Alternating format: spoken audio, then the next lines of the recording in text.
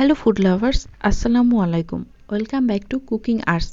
আজকে চলে আসলাম আরেকটি নতুন রান্নার রেসিপি নিয়ে। আপনাদেরকে আমি ভিডিওতে দেখাচ্ছি চা, কিন্তু বলছি রান্নার রেসিপি। হ্যাঁ, আমি আজকে এই চায়ের রেসিপিটাই আপনাদের সাথে শেয়ার করব। এই চাটা আমি রেগুলার যেভাবে আমরা চা করে থাকি ওইভাবে তৈরি করিনি, এজন্যই আমি এই রেসিপিটাই আজকে আপনাদের সাথে শেয়ার করব। চলুন দেখি আমি কি ভিন্নধর্মী চায়ের রেসিপি নিয়ে আসলাম আজকে। প্রথমেই আমি চা তৈরির জন্য একটা পাত্রে চিনি দিয়ে নিচ্ছি পরিমাণ মতো। পরিমাণ মতো বলতে আমি 1 কাপ চা তৈরি করব, তাই এখানে 1.5 চামচের মতো চিনি ইউজ করছি। আর পাত্রটা আমি মিডিয়াম হিটে আগে থেকে রেখে দিয়েছি। অল্প একটু পানি দিয়ে আমি এটাকে ক্যারামেল তৈরি করে নিব। আমিও এই রেসিপিটা আজকে প্রথম ট্রাই করছি। আজকে আমি তৈরি করছি ইন্ডিয়ান মাসালা টি। আমি একটা ভিডিওতে দেখেছিলাম এভাবে সে চা তৈরি করছে প্রথমে ক্যারামেল তৈরি করে।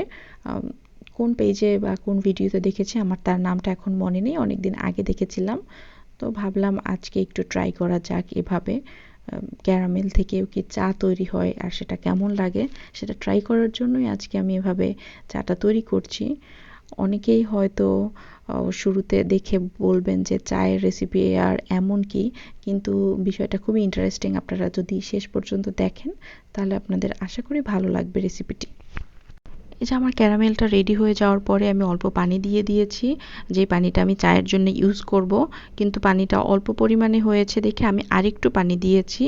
আমি এখানে দুধ বেশি ইউজ করব তাই অল্প পানি দিয়েছিলাম। তারপরে আমি 2 থেকে 3 মিনিটের জন্য ঢাকনা দিয়ে ঢেকে রেখেছি। আর ক্যারামেলটা যেটা শক্ত হয়ে গিয়েছিল সেটাও পানির সাথে খুব ভালোভাবে মিশে গেছে। এখন আমি মশলা দিয়ে দিচ্ছি, একটা এলাচ, দারচিনি ও কিছু আদা দিয়েছি। এখানে আমি 1 কাপ চা তৈরি করব তাই পরিমাণে সবই অল্প নিয়েছি। আমি যে ভিডিও দেখেছিলাম ওখানে তারা জিরা ইউজ করেছিল, কিন্তু আমার জিরার ফ্লেভার ভালো লাগে না, তাই জিরাটা আমি স্কিপ করেছি। আপনারা চাইলে অ্যাড করতে পারেন। এই পর্যায়ে আমার চা পাতি দেওয়া উচিত ছিল, কিন্তু আমি চা পাতি দিতেই ভুলে গিয়েছিলাম। আসলে পানির কালারটা এমন হয়েছে, চায়ের কালারের মতোই হয়েছিল। আমার মনেই ছিল না যে আমি চা পাতি দেইনি। আমি সরাসরি দুধ অ্যাড করে দিলাম। তো দুধ অ্যাড করে আমি কিছুক্ষণ জাল করার পরে মনে হলো যে চায়ের কালারটা এমন হয়েছে কেন, এমন তো হওয়ার কথা না, তাহলে কি কম হলো, আমি কি চা পাতি কম দিয়েছি? ঠিক ওই মুহূর্তে মনে পড়েছে আমি আসলে চা পাতি দেইনি।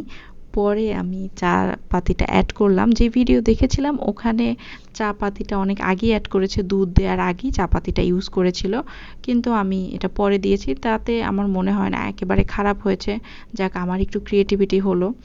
যাই হোক, আমি এখন এই এটা চা পাতি সহ কিছুক্ষণ ঢেকে রেখেছি। 3-4 মিনিট ঢেকে রাখার পরে চায়ের কালারটা এমন এসেছে। আমার কালারটা আরেকটু গাঢ় দরকার, তাই আমি আরও কিছুক্ষণ ঢেকে রেখে চা ঢাকনাটা তুলে ফেললাম। এই যে আমার চা রেডি হয়ে গিয়েছে।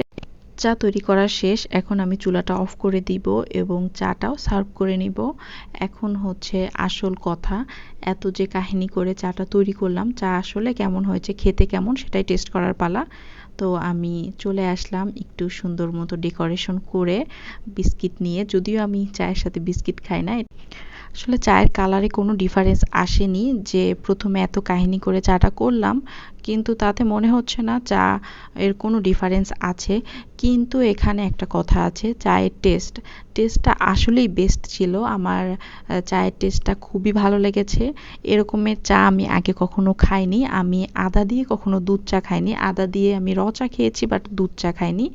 আমার মনে হতো যে না, এটা ভালো লাগবে না, কিন্তু ভালো লেগেছে। আপনারা চাইলে বাসায় একবার হলেও এটা ট্রাই করে দেখতে পারেন, আপনাদের ভালো লাগবেই।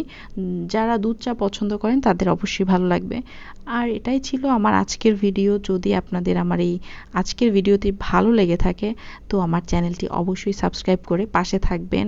আর আমার ভিডিওতে একটা লাইক করতে ভুলবেন না। কমেন্ট করে জানাবেন আপনাদের এই চাটা কেমন লাগলো এবং নেক্সট আপনারা কী টাইপের ভিডিও, কী রকম রান্না দেখতে চান আমাকে সেটাও কমেন্টে জানাতে পারেন। ধন্যবাদ সকলকে।